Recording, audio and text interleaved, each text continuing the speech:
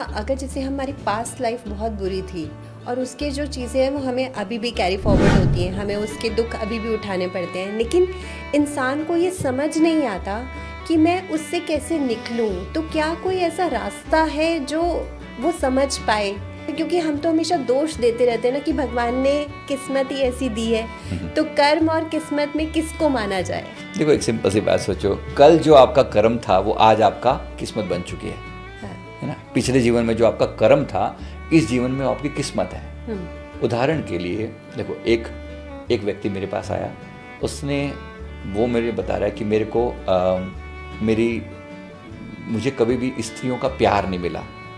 उस व्यक्ति ने कहा, बचपन से मेरी माँ, 2-3 साल की मेरी एज थी तब मेरी माँ चली गई, बहन मेरी कोई थी नहीं, और अब मैं जब इस लायक हुआ हूँ शादी वादी के, तो दूर दूर तक जीवन में कोई लड़की का नामो निशान नहीं है, बिल्कुल एकदम ऐसी वीरान सी जिंदगी है।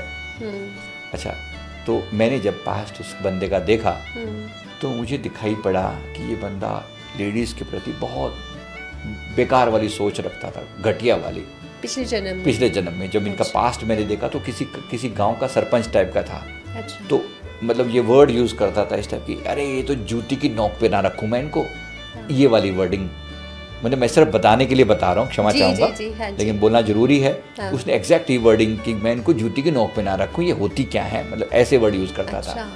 अब परमात्मा का न्याय देखो, है ना, वो क्या उसने कर्म किया, वो कर्म जो है उस जीवन में तो चलो बाकी शुभ कर्म चले आ रहे थे तो इतना फर्क नहीं पता चला, मृत्यु के बाद ये कर्म उसका अब संस्कार बन चुका है, इसकी किस्मत बन चुका है।